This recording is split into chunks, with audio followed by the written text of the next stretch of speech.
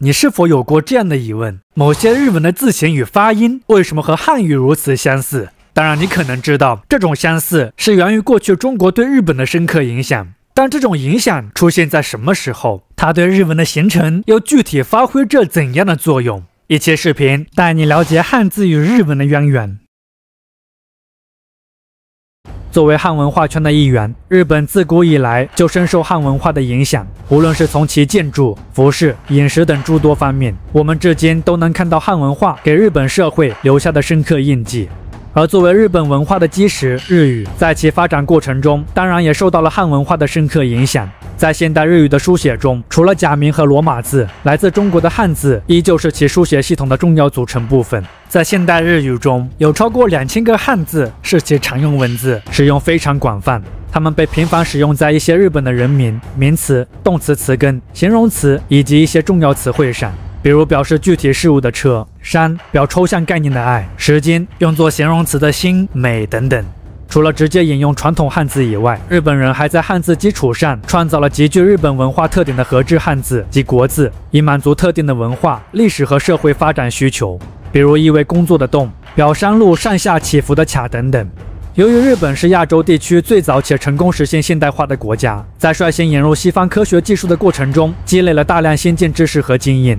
因此许多合制汉字基于特定领域的实际应用，出现了回流汉文化圈的现象，并被汉语接纳为常用汉字，例如县、学等。而对日文的完善与发展起到了至关重要作用的汉字，是从什么时候开始影响日本的呢？这一切的故事或许都要从2000多年前开始说起。根据《汉书地理志》《后汉书东夷传》等中国史书的相关记载，日本早在公元1世纪左右就与中国发生了接触。这个时期亦是汉字经历历变、逐渐完善的重要阶段。公元1世纪的日本政权林立，正处于从原始部落向早期国家形态过渡的弥生时代。在这些被当时中国称为倭国的诸多部落政权中，有一个名为倭奴国的古国，为了通过与汉朝建立外交关系，获取汉朝先进的文化和物质资源，提高其在日本列岛上的威望和地位，倭奴国曾向汉朝纳贡，寻求认可。而汉光武帝刘秀赐给倭奴国使者的一枚刻有汉倭奴国王的金印，很可能是日本人第一次接触到汉字的有书面记载的实例。虽然此时的中日交流主要集中在外交层面，但汉字作为一种文化载体，很可能以通过外交与贸易活动初步传入日本，并被当地精英阶层所认识。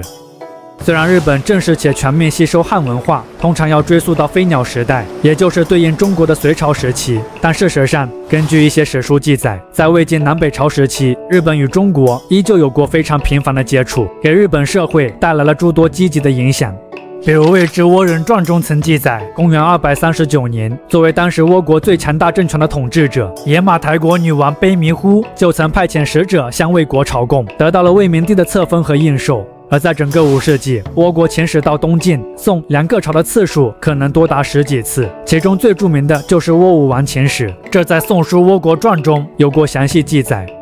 于1968年在崎玉县咸田市稻荷山古坟出土，最早可追溯至公元471年的金错铭铁剑，证明了日本的上层阶级可能早在飞鸟时代以前就已经学会使用汉字，并初步掌握了借用汉字表音来传达日语信息的方法了。比如铁剑中所提到的霍加多支鲁大王，它在汉语中并无明确含义。而根据铭文中的时间、语言发音以及文献记载等多方面线索，霍加多支鲁大王一般被认为是日本的第21代天皇熊略天皇。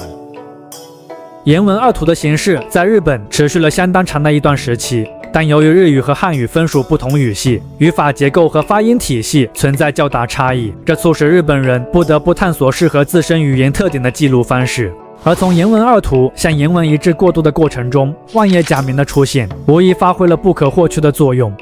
万叶假名中的万叶取自《万叶集》，这部收录了从4世纪到8世纪共计4500多首诗歌的日本现存最早诗歌集，不仅具有极高的艺术价值，更在日本书写体系的发展史上具有里程碑式的意义，因为它标志着日本人逐渐摆脱对汉语句法的依赖，探索出了符合自身语言特点的书写方式。在万叶集中，汉字的使用方式已变得更加灵活多样，既可以表意，又可以表音，甚至在某些情况下兼具表意与表音功能。总之，这是一部完全基于日本语言习惯与情感表达的杰出文学作品，是日本独立书写系统发展的重要起点。不过，万叶假名作为日本最早的表音文字系统，虽然在记录日语发音方面迈出了重要的一步，但它在实际使用中仍旧存在不少问题。例如，其汉字数量繁多，使用复杂。以日语中常用作助词的咖为例，可以用加、可、贺等汉字表示。不同作者在使用万叶假名时，往往选择不同的汉字。此外，部分汉字存在音译混用的现象，例如山可以表示事物山，也可以单纯表示音节鸭。总之，万叶假名因缺乏统一和规范性，导致其使用与理解存在较大难度。那么，为了解决万叶假名存在的诸多问题，进入平安时代以后，两种新的书写形式出现了，这便是片假名和平假名。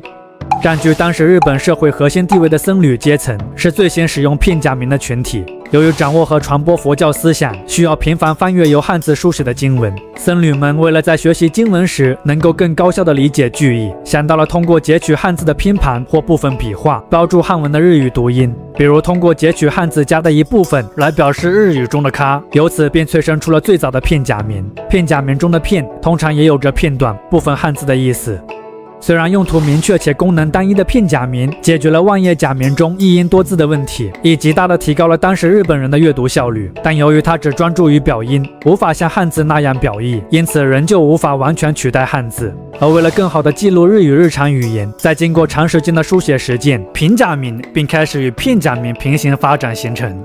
不同于片假名使用的群体主要是僧侣和学者，并且最初主要用于经文注释的单一场景。平假名最初的主要使用群体是平安时代的贵族女性。在当时父权制社会的背景下，女性没有太多机会系统性的接受汉字教育，也很少介入政治生活，但她们在日常书信、诗歌和文学创作中却有着强烈的记录需求。于是，本身就非常依赖于日语表达的日本女性开始将万叶假名草书化后的简化形式运用于日常书写，并最终促使了平假名的逐渐定型。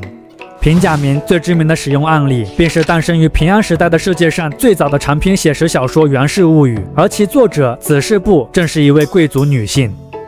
以片假名和平假名的出现为标志，日本形成了真正意义上独立的书写系统。这一书写系统通过平假名、片假名与汉字的结合，使日本摆脱了对汉文句法的依赖，开始能够更加准确、灵活地记录本民族语言。当然了，假名系统形成之初，其实仍存在着诸多问题，包括不同流派或地域在书写上各行其事，导致字形不统一，多种写法并存，汉字的音读和训读也没有严格的区分和统一等等。这些问题仍需要日本人在未来长期的摸索中逐渐达成共识，直至进入19世纪以后，日语标准化的逐渐形成。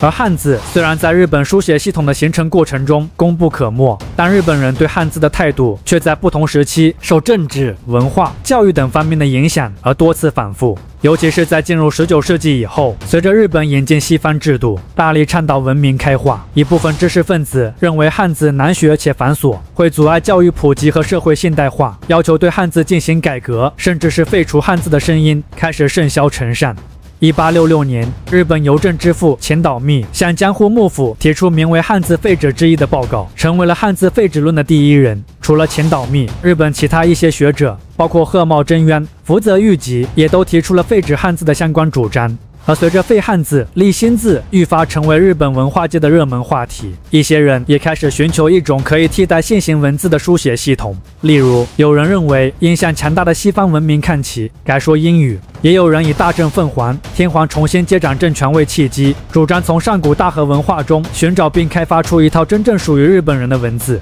除此之外，还有所谓的罗马字派、假名派等。总之，针对文字改革，日本社会各界意见分歧很大。虽然这些观点大多没有得到官方的认可，但对于文字改革的趋势和必要性，却是近代大部分日本人的普遍观点。在此背景之下，尤其是经历过2战后，在美国主导下，日本面临着紧迫的重建工作与西方语言体系的巨大影响。1946年，日本政府颁布了单用汉字表，对汉字的使用进行大幅度限制，这也是日本历史上首次在官方层面缩减汉字的使用范围，开启了对汉字使用的规范化和简化的进程。